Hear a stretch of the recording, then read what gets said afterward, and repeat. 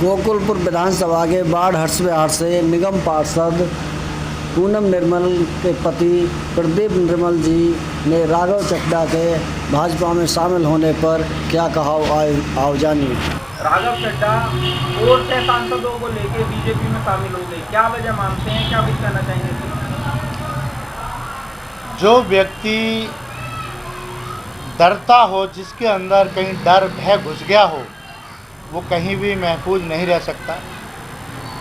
उसको शुरू से डर था कि जिस प्रकार भारतीय जनता पार्टी आम आदमी पार्टी को तोड़ने की साजिश कर रही है, झूठे आरोप लगा करके, शराब घोटाले का केस झूठे बना करके उन्होंने भारतीय जनता पार्टी ने आम आदमी पार्टी के नेताओं को जिस प्रकार जेल में डालने का काम किया, उसी दिन राघव चड्ढा पूरी तरह डर गए थे और वो दिल्ली छोड़ करके कभी लंदन में, कभी कहीं आँखों का ऑपरेशन कराने के बहाने वो दूर रहे और वो बाहर रहे और कहीं कहीं कुछ नहीं बोल पाए, क्योंकि डर था कि जो मैं बोला तो कहीं ऐसा ना हो कि भारतीय जनता पार्टी मुझे भी जेल में डाल दे और मेरा करियर ख़राब हो जाए। कौन जानता था राघव चड्ढा को या संदीप पाठक को या स्वाति मालीवाल को, कौन जानता था आम आदमी पार्टी से पहले? यदि आपने कभी नाम सुने हो तो आप बता दो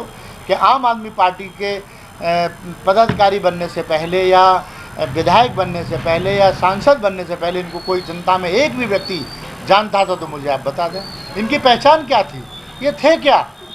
आज माननीय केजरीवाल जी ने इनको कहाँ से कहाँ पहुँचा दिया, इनकी पहचान बना दी और आज वो कहते हैं कि हम महफूज नहीं हैं। और ऐसी पार्टी जो सिर्फ और सिर्फ घोटाले पर चलती है, सिर्फ और सिर्फ डरा करके काम करती है, दूसरी पार्टी को, विपक्ष के लोगों को ईडी और सीबीआई से डरा करके अपनी पार्टी में शामिल कराती है, ऐसी पार्टी से वो महफूज, वहाँ जा कर के महफूज अपने आप को महसूस कर पाएंगे?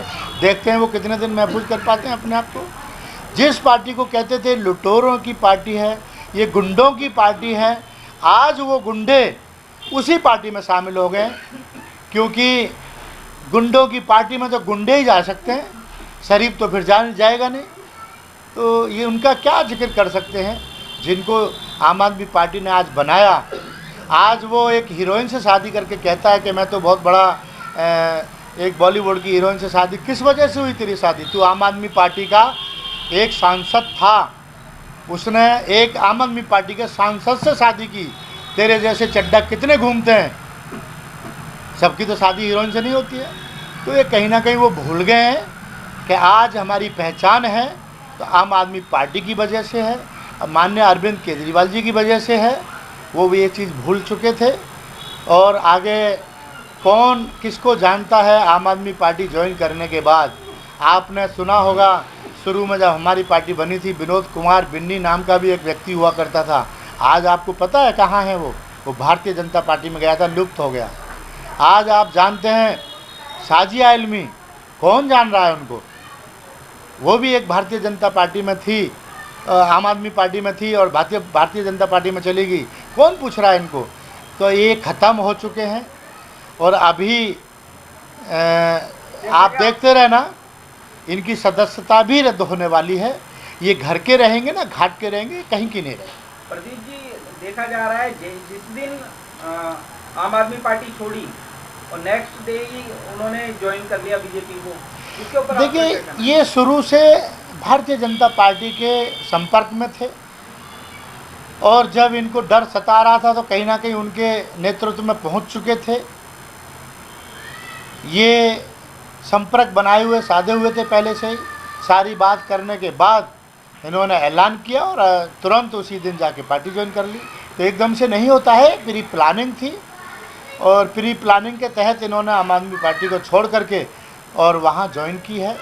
तो ये तो एक साजिश थी और पहले से प्लानिंग बना करके सारी सेटिंग करके गए हैं, ऐसे नहीं गए। जबकि देखा जाता है राघव चड्ढा जो है अरविंद केजरीवाल के बहुत करीबी थी और इतना बड़ा पद होने के बावजूद अगर उनके साथ कोई समस्या थी, जैसा उन्होंने बताया कि आज आम आदमी पार्टी ईमानदारी के साथ नहीं चल रही है, इसलिए मैं आम आदमी पार्टी को छोड़कर जनता के बीच में जा रहा हूँ, और वो खुद गए और 6 सांसदों को साथ में लेके। नहीं तो ईमानदारी तो देखिए, वो भी भारतीय जनता पार्टी में गए हैं तो आम आदमी पार्टी छोड़ के गए, और आम आदमी पार्टी के सदस्य वो रहे हैं, विधायक भी उनको एक बार बनाया गया है, उनको पंजाब में भी एक बड़ी जिम्मेदारी दी गई और उनको संसद का उपनेता भी बनाया गया, उनको संसद भी भेजा गया, राज्यसभा सांसद भी उनको बनाया गया।